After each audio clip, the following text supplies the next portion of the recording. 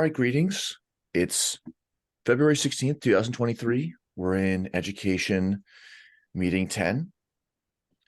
Had some interesting backgrounding thoughts, which we might return to as needed. We'll have a pretty simple agenda, but there's many areas that we can update and work on. So first, if anyone just wants to bring up any thought or topic that just is systems or education related, they can add it now or add it to the notes above. Which part here where I can sort of just discuss a little bit more about the initiative talking about aerospace the other day? We'd come into Let's this. add it as an actual project if it's worth taking seriously. Okay. Yeah. If it's worth taking seriously. In this meeting. Okay. Do you want it to be added into the agenda for something to actually pursue week after week? Yeah. Okay. Yes. So it's actually, it extends what George is saying of his concerns, and it extends what you said as well, Daniel. So the first word when I heard your response to George come to my mind is Aikido. As in, Aikido is a martial arts where if someone punch you, you don't break the punch, you take the punch and use it against them. So the kind of advances that you talked about in technology, which is absolutely spot on. However, the force behind them is so like big, and it cannot be ignored anymore. Like you can't say like, "Oh, let's leave it. We're going to do something else." It's just such a global thing. And then getting to the metaverse now, that's even going to become a global thing. So the way we're doing systems science and research and things like that, which is always isolated in particular areas, I think we should just a little bit come out to reality. And the reality is that's what you described. And it's just a force must be reckoned with. This is why I thought about Aerospace Universe. Okay. Can we just follow the agenda? And we will totally come to it. But let's try to get to what we need to get to. Yeah, I'm just putting it in perspective. So how is it associated with this? That's all. Yes, we'll totally get to it as a topic. But first, we're just having any loose ends that are not ready to be a topic or a project yet. So is there anything that anybody wants to add, that just a loose end or just a note? I'll add one. I know Shingai has been involved in token engineering, and I spoke yesterday with Solsista Sebnem, who's been a researcher in energy grids and systems. And she and a few others are very keen to integrate the Token Engineering Commons, Token Engineering Academy with systems, and specifically ISSS. And so we had some discussions about possible formats and genres and positionings to facilitate this kind of cross community dialogue. So we're working on that for the next week or two in the background, but wanted to just surface that. And just one kind of format to play around that we came up with in this, we'll develop and present more formally in the coming weeks, but something that might do well in other areas beyond token engineering was structure a dialogue across some differential. So intergenerational, or somebody with experience working in token engineering, economic systems, non-tokenized economic systems, or some other, or two. So basically just begin with a contrast and then facilitate a conversation that in the latter component moves towards action for the participants and for the listeners, and use that to kind of carve a irrigation channel between token systems and the education that those people will want and need.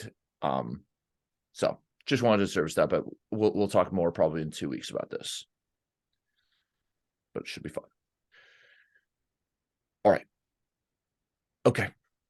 So we have several ongoing areas, and even if only just to mention them and then disappear them, we're just going to make sure that we've touched on what we want to talk about today. So just some low-hanging fruit. We've talked about standards and standard settings, and we've decided to come back to this after completion of the survey. With respect to the ISS Education Services, in knowledge engineering, with the work of Rob Young and Peter T, we have some new ways of looking through the yearbooks. Specifically, Rob has digitized the table of contents going back to 50s for the yearbooks. So this is enabling us to search and view, and also have interactive renderable visualizations. And so I think just come back to knowledge engineering to develop that further. But I think it's a question for education. How can we use the interactive interfaces and the bodies of texts that we have access to and our stewards at ISSS? How can we use interfaces to make this work in closer contact? Because it's easy to forgive someone for not knowing the contents of an early 60s yearbook when such materials are not indexed, searchable through standard means, viewable, and so on. So if anyone has any thoughts, let's just note them down, but then return to it later.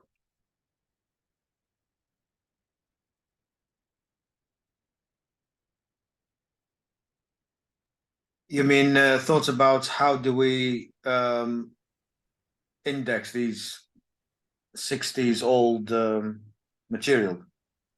Like how do we manage like what's exactly Actually, for? the digitization and the text indexing we know how to do. It's actually just coming from an education perspective. How could those resources be used for different education journeys?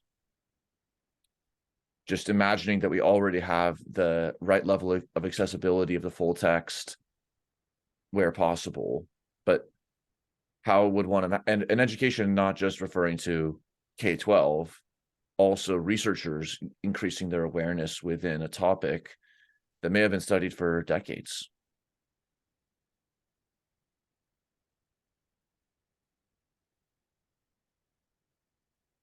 Okay, just wanted to note it. We can return.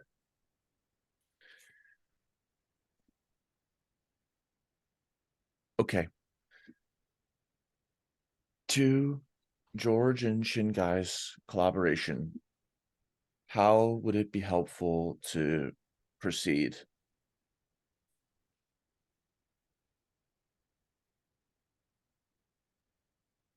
George, would you like to go, or should I speak? Well, you put in that email, which I'm sorry I didn't respond to quickly, but you put in that email. Let me pull it up here. One question I'd like to address during the next meeting: how should we account for any major relevant shifts in your thinking that have occurred since the first textbook was published? It seems like it may be important to incorporate some key ideas presented in the second textbook, system ease, hypothesis, procedure for deep systems analysis, etc. So, and I got to get back to education. So basically, from my that was what Shingai had recommended, Daniel.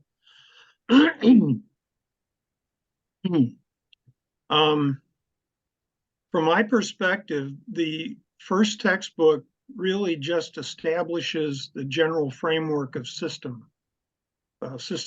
science, systems. Um, Boy, I hate to say anymore, systems thinking, the systems approach to looking at the world. Whereas the second textbook actually goes deeper into theory and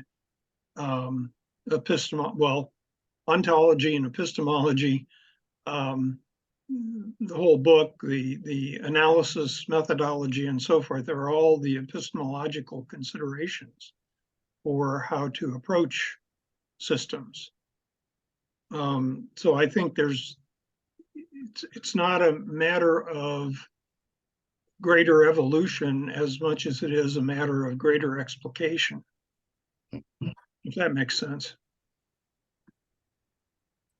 Yeah, absolutely. Absolutely. That does make sense. Another thought that came to mind is, as I was reading your paper on teaching systems thinking to general ed students, it really feels like you had developed a formula that was very effective. And so I'm wondering, to what extent can we draw from that experience? I'm wondering if you have any old lectures that you could share with me, because it feels like we could sort of approach this as repurposing what you did in that course for the modern internet age or something. Well, I'll look to see what I may have got in the way of any documentation. I don't really lecture as such.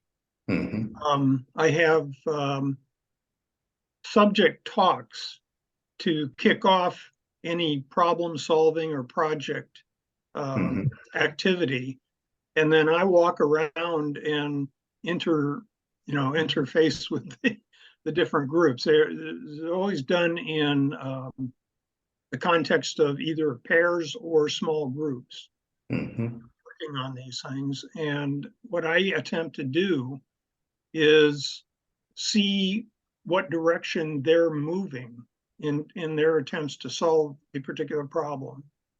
And then if I see that they're kind of getting off on a tangent or something like that, I try to steer them back to the central question, as opposed to standing up and giving an hour lecture on a particular subject.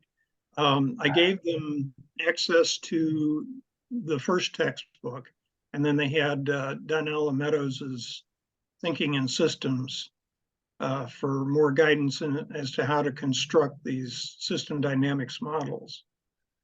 And then basically just gave them objectives for trying to answer questions or solve problems regarding how they actually understand what a system is and how it works. Yeah, absolutely. I think it's a great approach. And so I guess the question is, how do you repurpose it for a webinar or online course format? And so that's something we'd have to discuss. But I really love reading it, and it seemed like it worked really well. So it seems like that's the way to go. Yeah, I would think maybe not so much a webinar, but a sort of an interactive workshop format. We can package small talks about specific subjects, right? Where somebody just gets on camera and says, okay, here's like for example, one of the things I did have to do was give them instructions for how to construct the diagrams that we use. Here's a circle that represents a system or a process or an entity, and here are arrows coming in and arrows coming out, and they represent inputs and outputs and so on and so forth. So I had to spend a little bit of time initially giving instructions as to how to construct those kinds of diagrams.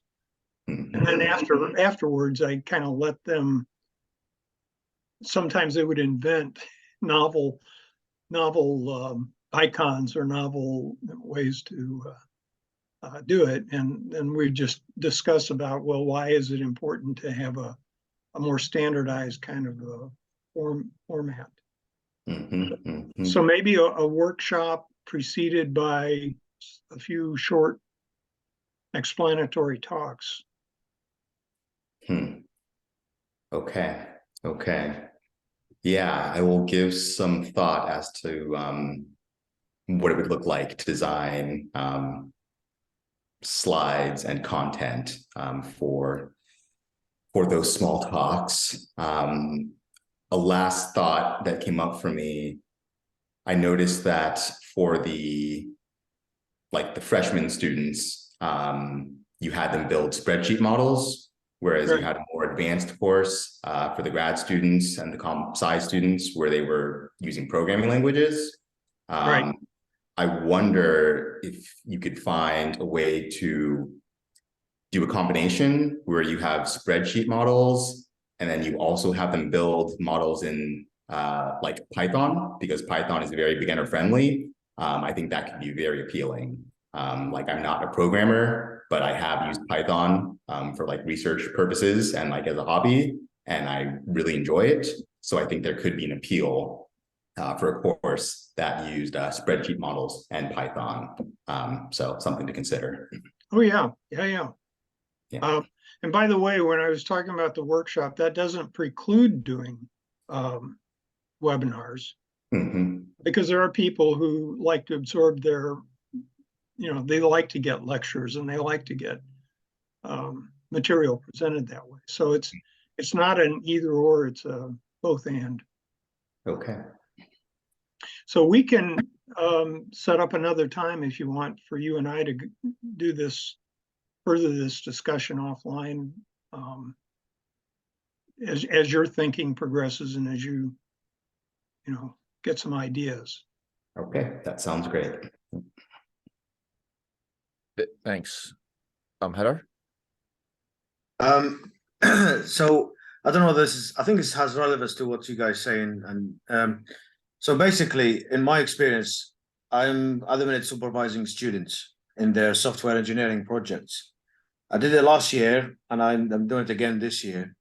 And there was an element, it was a bit of a eureka moment for me of how do we educate students in computer science, or well, in this case, in computer science, my case was system thinking. So the moment happened is that my students were unable to estimate the time that they need to finish a particular programming task. So they spread themselves, different tasks of what to do, but then their sprint plans, they call it, the sprint planning is always wrong. They either overestimate effort or they underestimate effort. So what I did, on the spot, using my understanding of system thinking and management of system science, I made them a system thinking tool to help them estimate better. The problem here is that they're all obviously novices. They're not experienced programmers. So to actually know how much a task will take is an issue for a newcomer to programming, especially when they're doing projects. So I gave them a small, and I've got it as well, I made it, and they used it, and then straight away they were as good as, say, someone who has done programming before.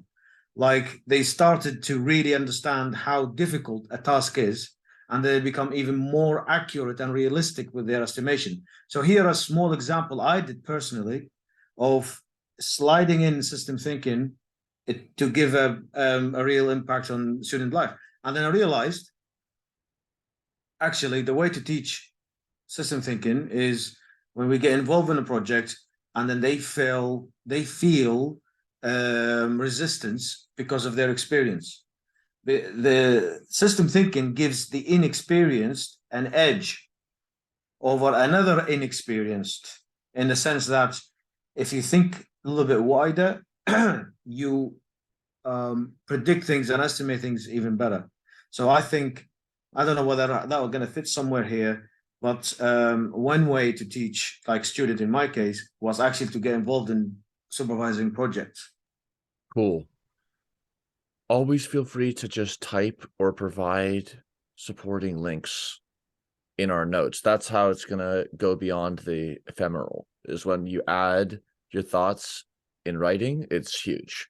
And also, if you want to kind of catch up with this discussion that was just happening in the page for George, you'll see the book and some of the this is the second textbook, but you can catch up with the genesis of like this initial entry point. We found it successful to have asynchronous available free content with every single time at the beginning and at the end, reminding people that there are interactive experiences that are also offered that can kind of get the best of both worlds. Just keep me in the loop if I can help with your meeting. Otherwise, just we can check back in 2 weeks. So thank you for that for both of you. All right. To our primary current ongoing area of the survey to understand the status of educational programs in the systems area. The current task with to review status is the survey questions. So as a reminder, what we're currently establishing are which fields do we want to have information provided by from different systems education's programs. The stage that we're on is reviewing that the fields that we have included here, and just again, like a kind of blank response here, that this is the kind of information. So if anybody has any idea for a field to remove just to make the form simpler, or a field to add, following that, we will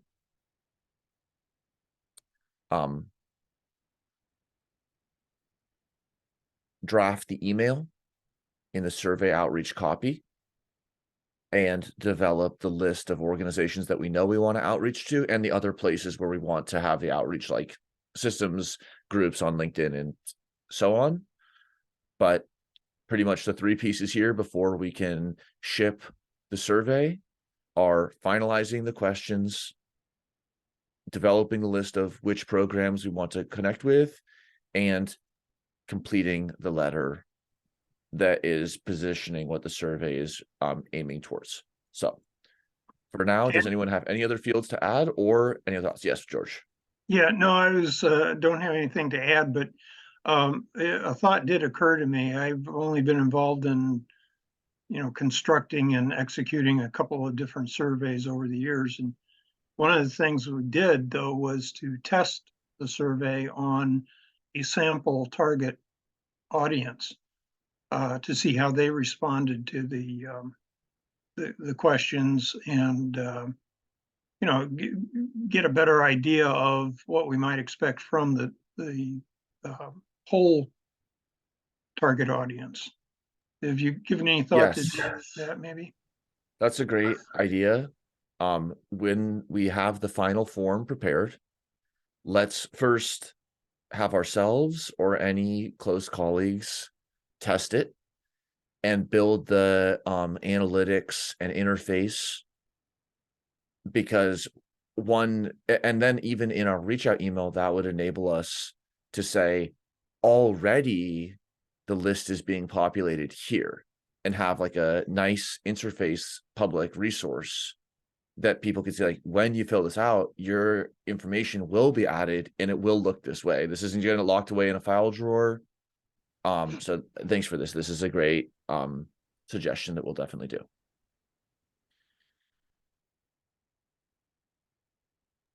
I was just wondering, what's the size of the survey is going to be? Like all these Infinite. fields. As many as possible, as many systems education programs as we can reach out to. No, as in like the size of the actual field, the number of fields that you get involved in the. Because I'm thinking, like, if you're doing a survey and if it has so many fields, it may put off people from actually doing the survey? That's exactly what we're discussing, is which questions can be pruned and which ones provide unique and valuable information, and they're all optional. So somebody may just get form fatigue and just skip through, which publications have the faculty done. But so the questions are optional, but the fields can be of different types in the coda. Is there have you defined a clear purpose, that outcome that you want to overall, you want to get out of that survey? We're Is there a- increasing our situational awareness of the systems education landscape, which no one has. And second, and via replicating with changes earlier ISSS work. That's aim 1, increase situational awareness. Aim 2 is to provide a public service through an interface that has real-time interactable and searchable information on systems education programs, which also does not exist. The number 1 is situational awareness. Correct. Can you be more specific than situational awareness? Like under situational awareness, exactly what? Understand Objective. which programs of which types, in which locations, with which parameters here exist. I mean, are there 3 PhD programs in systems? How many of them are there? No one can say. We cannot say. And we're a central body in systems science and education.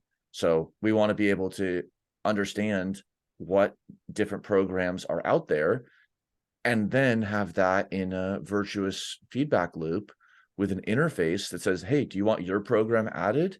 Here's the form. And have a rolling continuous delivery of that. The objective that you said already limits the number of fields that we can use.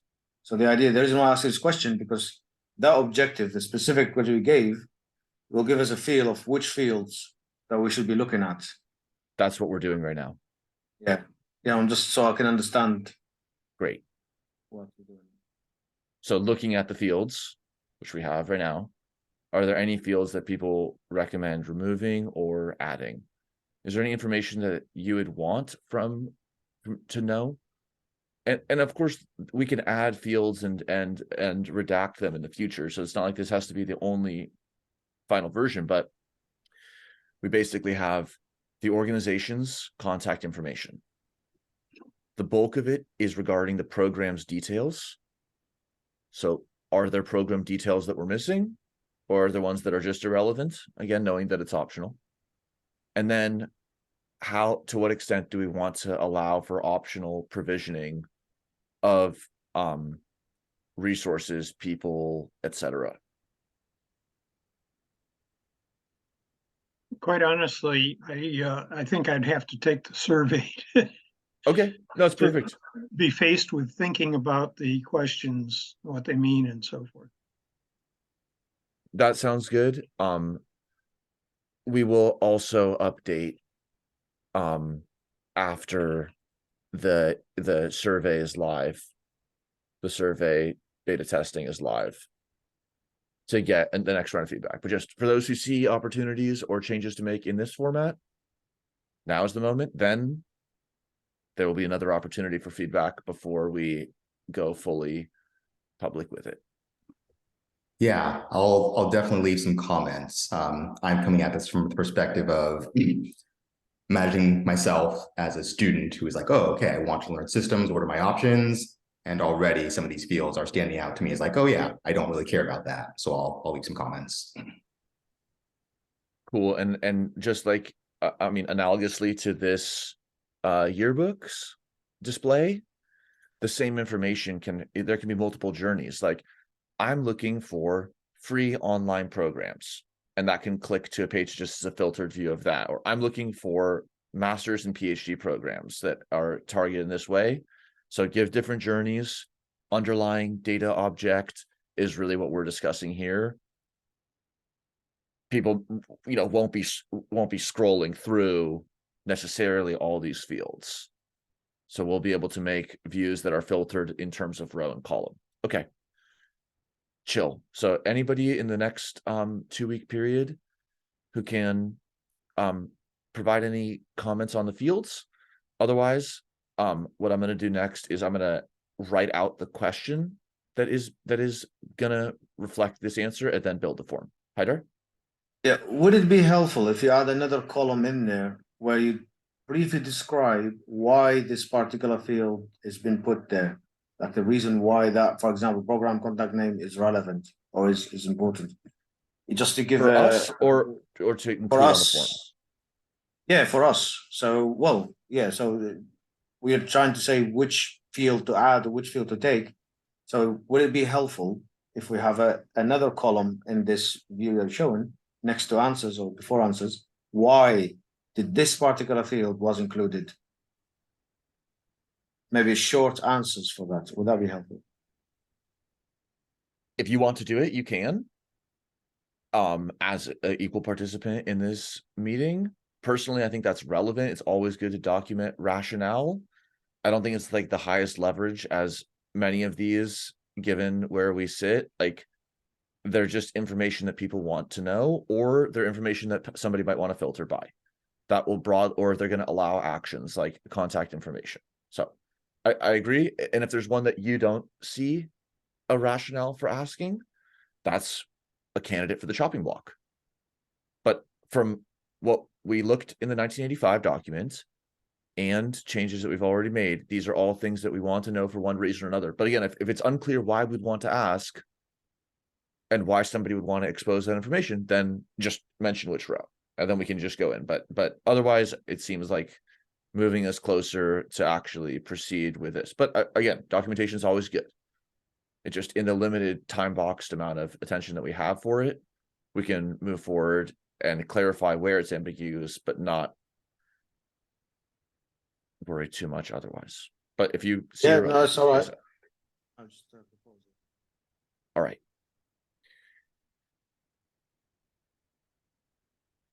Okay. So within the next 2 weeks, I'm going to update the questions. I'm also going to write the first thoughts or the outline on the outreach email. And I'll add a task for building the interactive interface.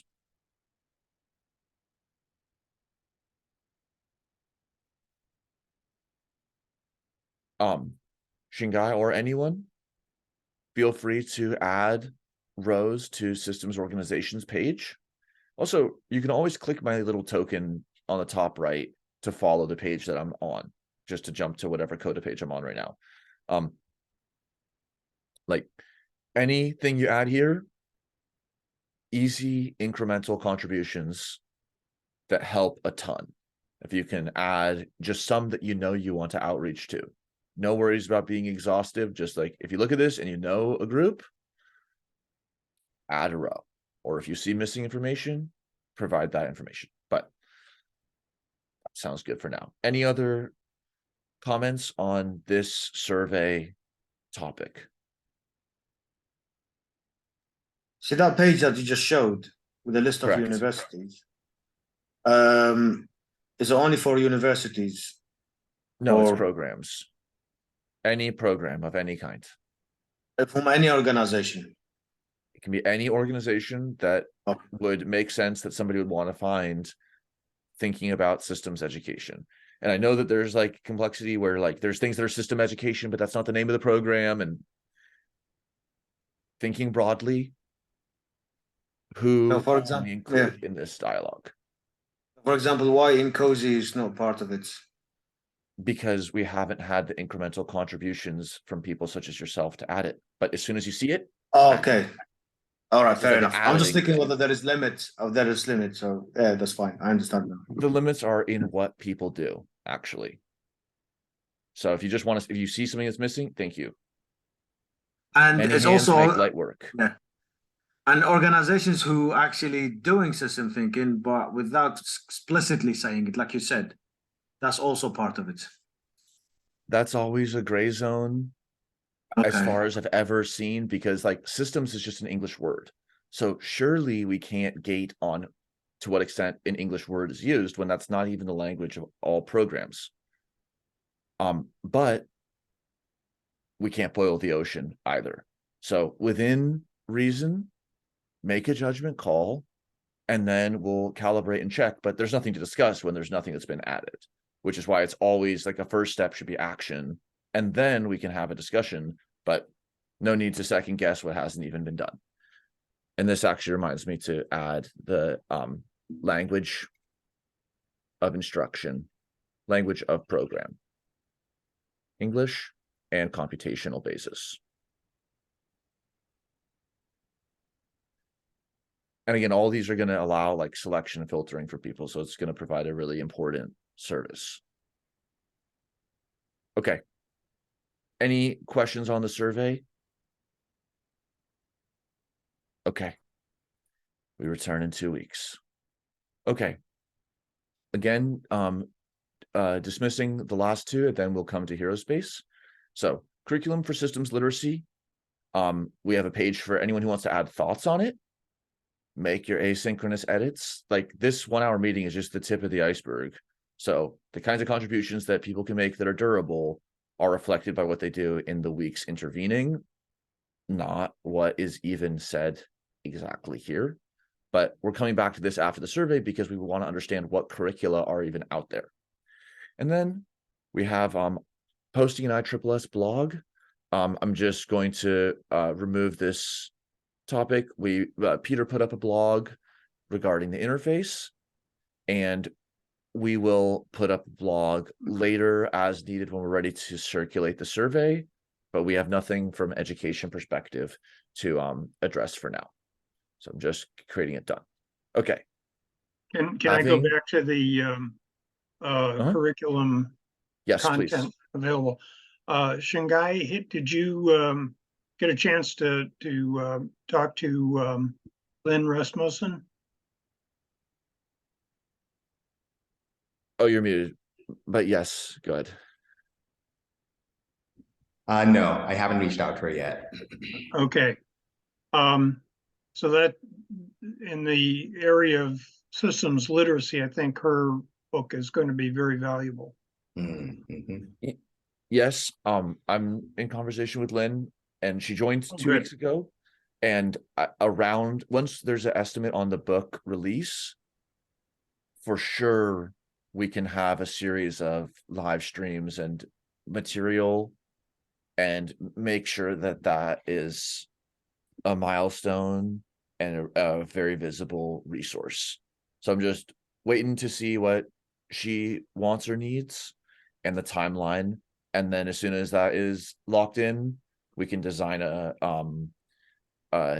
series around however she sees that, you know, one per chapter or a discussion per section. So again, many people interface with search by keyword and through video search and video sort platforms.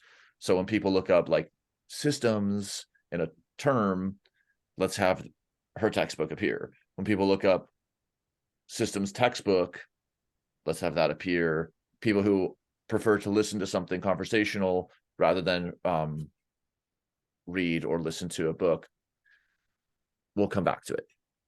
Well, the reason I bring it up again is thinking in terms of her content may be easier to design a webinar series around, and also those short little talks, because she does these little, small modular descriptions and so forth. So I just want to keep that alive.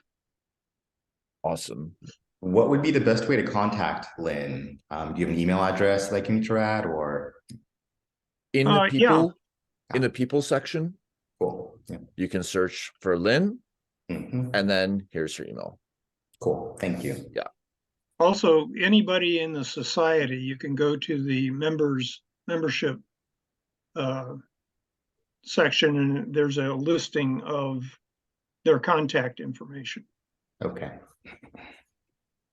All right. What's the the curriculum section that you just described? What's the end goal from that? I know that is a vague thing, but what's the high level end goal from this initiative here? What are you trying to do? You just saw the first lines written on this page. So that's an opportunity to write down your question and allow that space to be scaffolded, provide responses to that question for what appeals to you, and allow others to also do the same. And there's So many basically, possible what goals. no, but basically what we're trying to do here, how do we build a curriculum for system teaching? That's what it is, yeah. That's one driving question that some may be interested in. Right. Okay. So. But this isn't a dictatorship. We're in a facilitated session. So it's not for any one person to verbalize it. It's for all of us to collaborate and develop multiple perspectives that we can then later operationalize further. So that's a totally important goal. And just write it however you think it's most powerful. So basically anything to do with the word curriculum. Yeah. Paste everything you want. This is an open space to add. I'll just, yeah, everyone here is able to add. So there shouldn't just, increment this conversation along with improving the status of the documents. Because it doesn't matter how far we transiently push in the next 10 minutes. What matters is what we come back to in 2 weeks when we context switch back into this regime of attention. All right. How do you want to integrate or discuss in our last 10 minutes what hero space, how can this play a role in this ISSS space? Well, I have a question first. Is the website part of this session? No. Is the remember? I know maybe, but is the actually developing the website part of the session? We're within an education focus, and if that needs something to happen with a technical enabling system, we can do it, but we're not centering our attention on website local or global improvements, but as needed, we will use whatever we need to use. Right. So, well, in terms of the ISSS education, then HeroSpace would be the technical platform. It's a social media where people uses system theories in their day-to-day life without them even knowing. It's like that's the idea of this HeroSpace universe. It's a rival to, it would be a rival to like Facebook and Instagram and all that. But the difference here is that people are in it and will be using tools from methods from system science to help them with their day-to-day lives. So I'd say the integrated in the sense that it is it has an educational side of it. So yeah. Do you have any writing or technical specification of the system? Any written document or technical spec? Yeah, I've got the presentations. So I've got detailed presentations that I can put here. Okay, I'm gonna make a page under education aspects and initiatives. I'm just gonna add a page for HeroSpace. Okay. HeroSpace universe. You can edit the title too. So add and edit, but I'm not going to make any edits or changes here. But you can add you can drag a PowerPoint in there. You can have a link to something. A written specification, considering that this is like a hypothetical enacted platform with immense business operation, legal, technical, and social challenges to surmount, just like all platforms do, bolts, challenges. We need something to like dig into and bite off, not something that's a pitch from my perspective.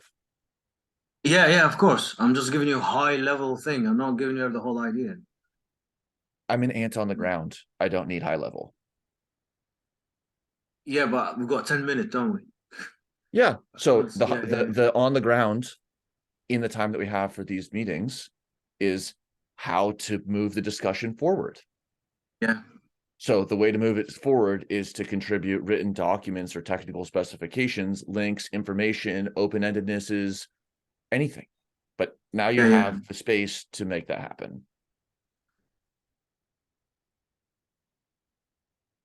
Cool. I hope to see this grow out. Yeah, there will be a lot of information in there. Yeah. And it's awesome. It's like people can search for terms in the search bar of this document. So the more terms, the more meaning that's in the page, the easier it is to discover. And one area that I think being due to its novelty, there are no standardized practices. The reality of our current information environment is that the material that we produce, written and spoken, is going to be consumed and used potentially even primarily by large language models. There are already large language models that work with Notion and Coda type knowledge repositories, and of course, GitHub, code, and so on. So as we build information in this document, the awareness that's interesting to, I think, experiment with and play with, because again, there's no standardized practice, is that the words will have impact through language models. And so what matters is not how the words necessarily land with any given embodied human, but the novelty and the relevance of what's being communicated have to do with the claims being advanced and the word co-occurrences.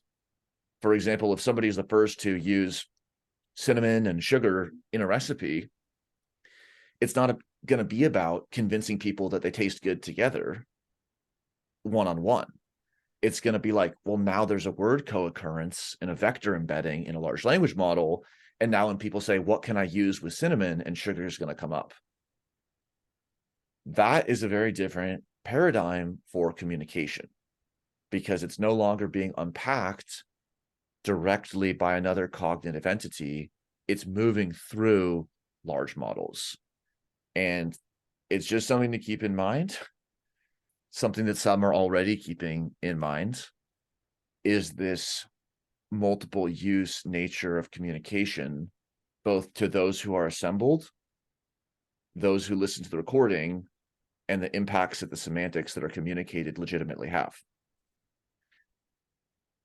And that is going to, I expect and prefer, bring a focus towards communication in systemese, because it will be a way to naturally express structured knowledge, again, rather than rhetorical appeals to what sounds interesting to somebody who is knowledgeable or not. It will be about conveying the structured sentiment or perspective that one has regarding a system as a system and self as system. So I think there could be several interesting ways to go, but systemese for large language models, position paper, language models trained on corpuses of those already speaking in different dialects of systemese,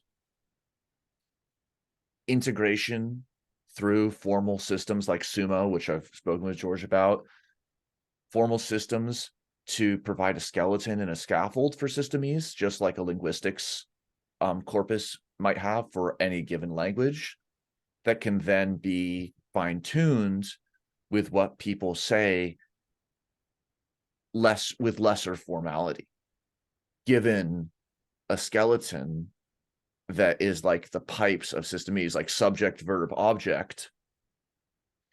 So I think it's really interesting how that is going to bear on education.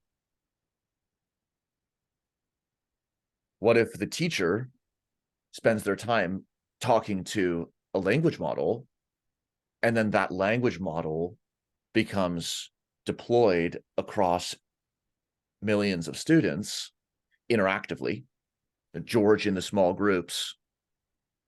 And then if there's a yellow flag or something that needs escalation, it can make its way back to that original person, but that original person may not even be around anymore. And it doesn't have to be like pretending like they are. So those are just a few, I think, exciting directions for us to think about our communication within this systems education space. any closing thoughts? Yeah, I do have a couple of thoughts. Definitely feel inspired by that vision you have. When Chat GPT first came out, I spent some time basically feeding it George's systems ontology and asking it like what it thought about the ontology and how useful it thought it was. And I thought that was a fun experience. So I can see a lot of potential for like using LLMs to interact with systemies and systems ideas. I don't know that we have time for this. Maybe we should have a separate meeting, but I'm really curious, George, why do you think there has been so little progress in deepening the fundamentals? Is there a lack of curiosity? Is there a lack of resources for those who would want to go deep into the fundamentals?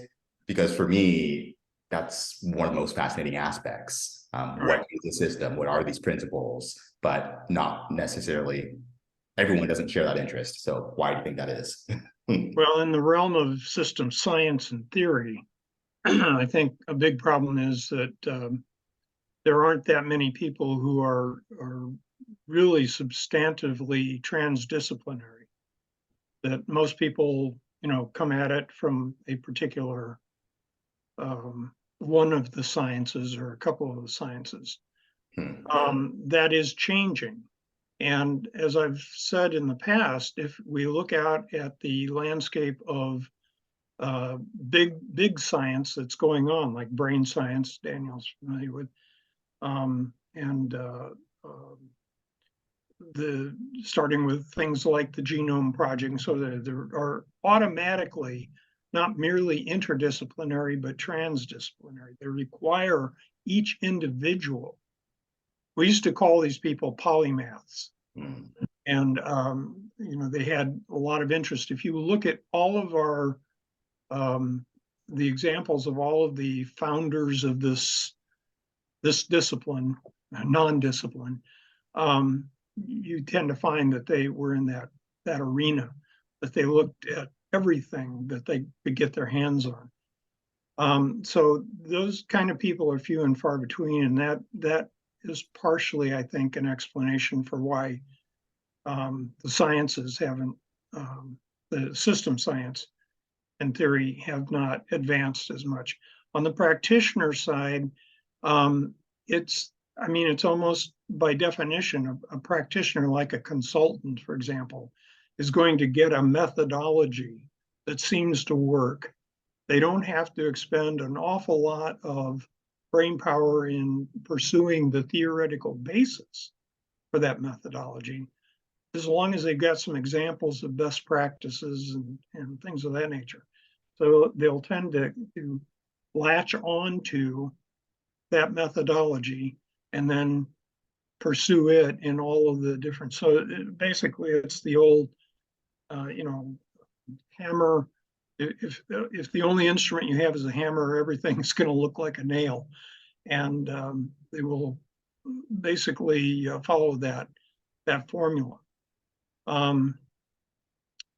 So that's the best I can come to understand why it is that we haven't made, and I mean, frankly, a lot of the seminal theories and concepts that were developed back in the 50s and 60s were really quite good. They were really quite insightful. So it's not as if we should abandon them. What I'm looking for is people to start thinking, how can we expand these? How can we deepen? How can we integrate among the various things that we've got? So as an example, one of the major themes that you see coming out of Hull University is this idea of pluralism, theoretical pluralism, methodological pluralism, where they basically are saying, well, if this is the problem, we should apply this approach. If this is the problem, we should apply this approach. That's all well and good, but systemness is itself a completely integrated conceptual framework. And so what we ought to be asking, the questions we ought to be asking is, what is it about this method that applies to this problem domain that this method might be added to or integrated with to make it a more powerful approach. That doesn't seem to be happening. And that's what I would hope to see in the future. Have some time. We can. Oh, we finished now.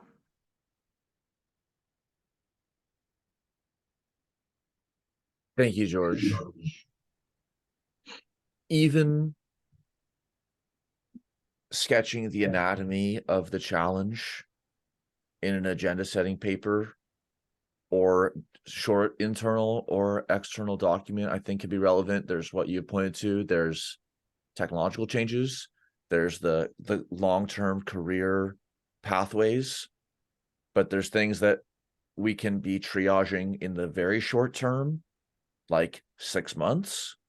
There's things that we can be influencing over the next years. There's like intergenerational processes at play as well. And just being able to not start that discussion on square zero will move things forward so that it isn't many independently discouraged individuals. Right. Well, I definitely think the curriculum development, getting started, is definitely the thing we can triage, as you put it. It's something we can attack immediately because the material actually exists. It's just a matter of putting it together.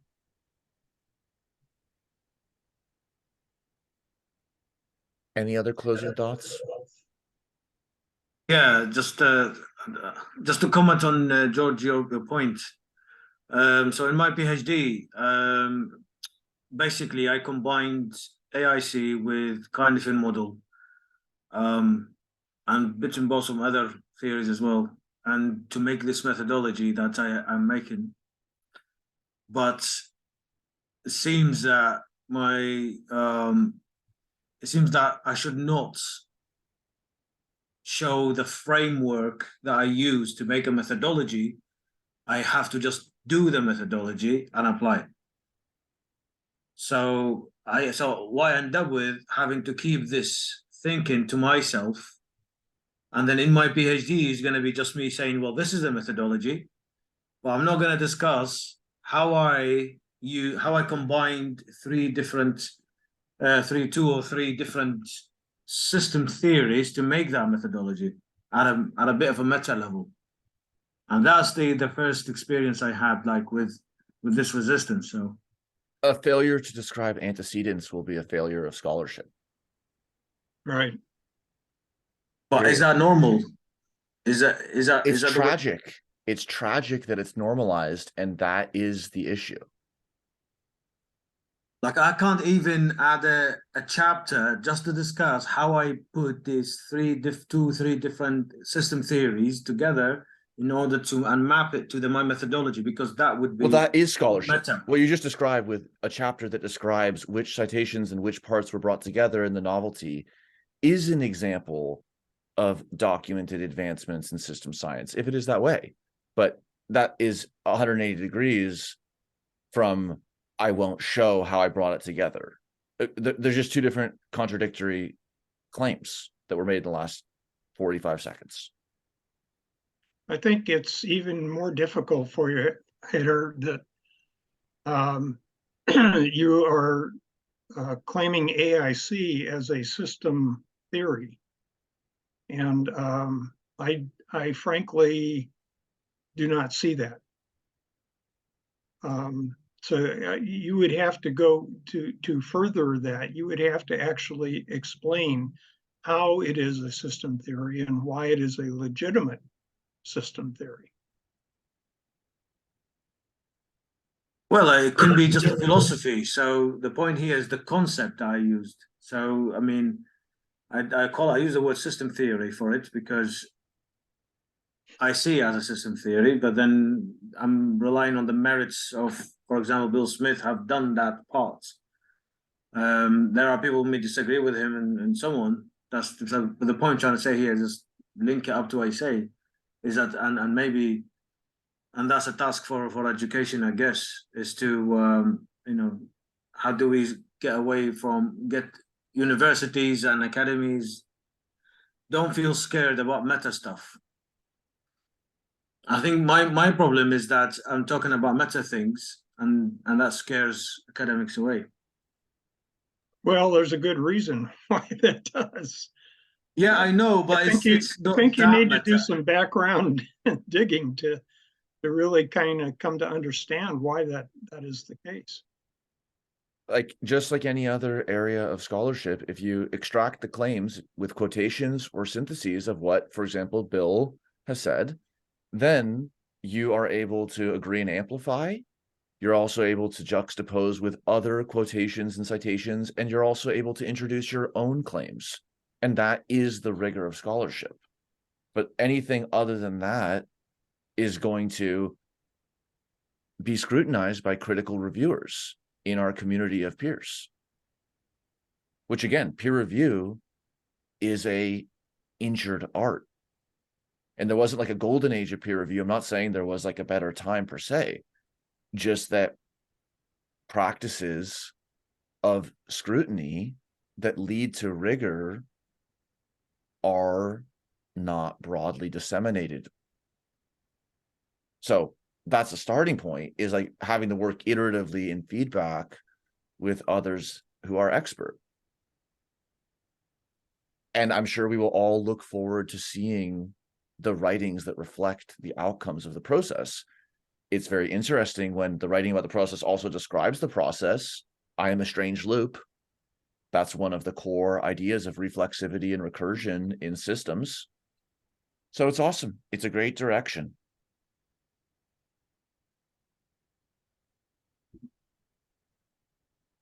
Great. Well, I'm going to have to sign yes. off. Okay. Thank you.